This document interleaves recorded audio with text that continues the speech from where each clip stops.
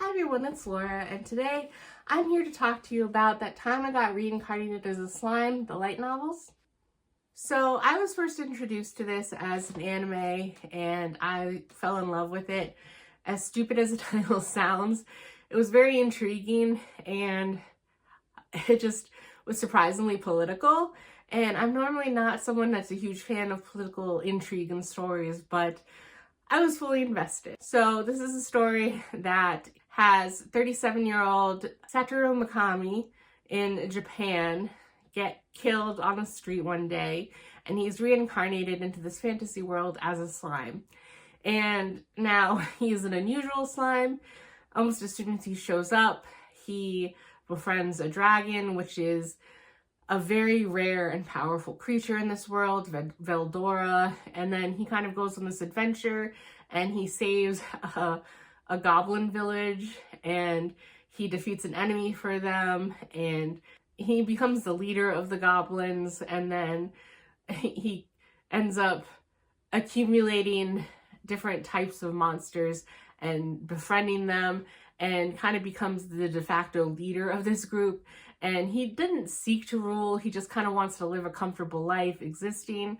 And anytime he kind of tries to push off more responsibility, he gets more power.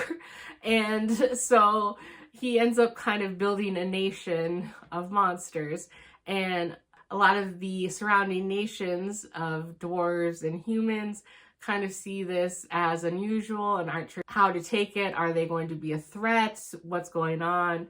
And the chaos that brings. There are demon lords in this world, and if they get too much power, well, demon lords come and meddle in their affairs, and it's just very intriguing. And I like the light novels because they do help expand the knowledge that I got from the anime, and the anime are very true to the storyline, so I wasn't surprised by anything that happened in the first 5 volumes, but at the same time there were some minor changes. Some of them I just don't know if that's because in the anime they don't bother translating certain words and they decided to translate them in the light novel.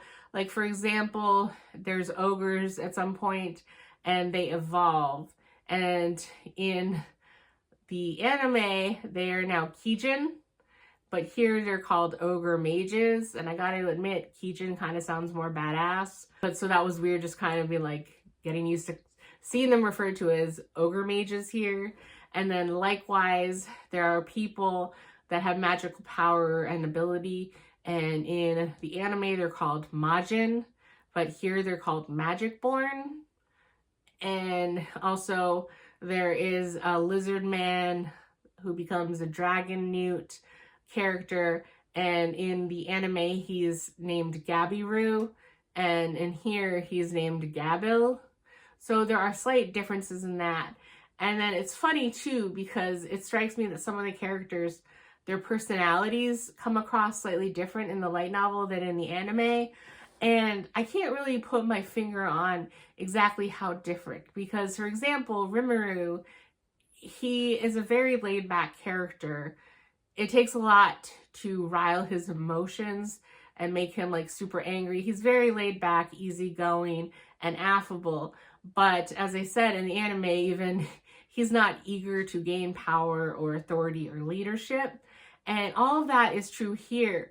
But there's an air almost of him being kind of more detached, or I don't know how to put it, but it's odd. At first, even, he's very almost condescending to some of the early monsters he gets, about the goblins and everything, and he kind of looks down on them and thinks of them as stupid, and like, well, of course I have to take care of them because they certainly aren't going to last very long on their own. And it's an odd thing. And so I don't really like him any less or anything. It's just slightly different than what I knew based on the anime. Likewise, the ogre mages, or the Kijin, they are very eager to fight in the anime, but they almost definitely seem more feral and wild in this book.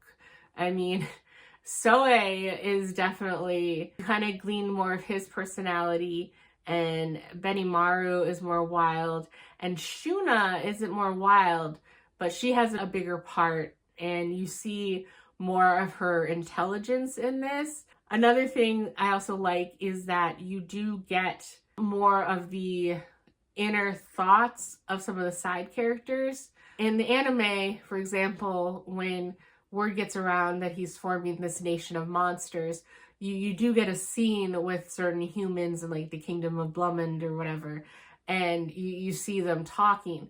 But it's fun to see Fuse as one of the characters. He's a guild master in Blumund. You get to see what Fuse thinks when he hears the news and when you meet him at different parts of the story. So it's interesting being in their perspective. And then likewise, like the people, normal people who kind of come into this town and are blown away by it, you see their perspective, and events that you see happen in the anime, for example, like you see at one point Rimuru become a demon lord, and you see Grusius and Murin are there watching things unfold in that time. You get Murin's thoughts, and she's blown away, and you kind of understand more how groundbreaking what certain things that happen are and how unusual it is. And like Diablo is one of my favorite characters in the anime, and he only briefly shows up at the end of the 5th volume, but seeing his little snippets of his thoughts is just fantastic. So I'm trying to be good and not buy more volumes. There's 20 out or coming out. I don't remember if the 20th is already out or if it will be released soon, but at least 20 are almost out, and I only have the first 5, and I'm very eager because the first 5 volumes only go up through season 2, episode, I want to say 12 of the anime, and so I'm familiar with where the story goes for a certain amount, and I can't wait to see what the light novel version of some of those storylines are. And I'm just eager, because who knows when we'll get the next season of the anime. I want to continue, but I'm trying to be good and not buy the next volumes until I handle more of my physical TBR and what I already own. But I don't know how long it can last, because this was such a fun read, and I was picking it up kind of as a break from my mind while I was reading The Way of Kings.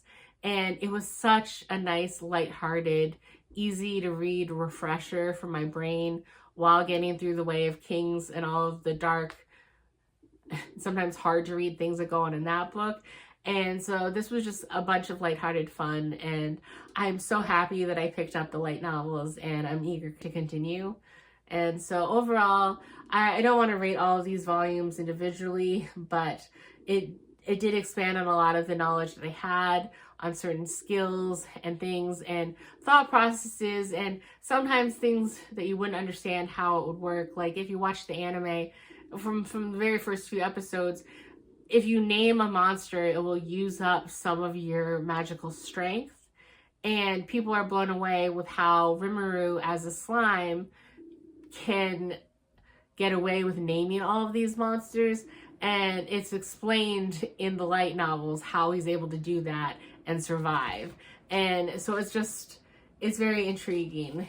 And I like that there are little tables, for example, with stats on certain characters, and so you can see, you know, Rimuru from the first volume and the changes in his stats as he evolves more as the story goes on.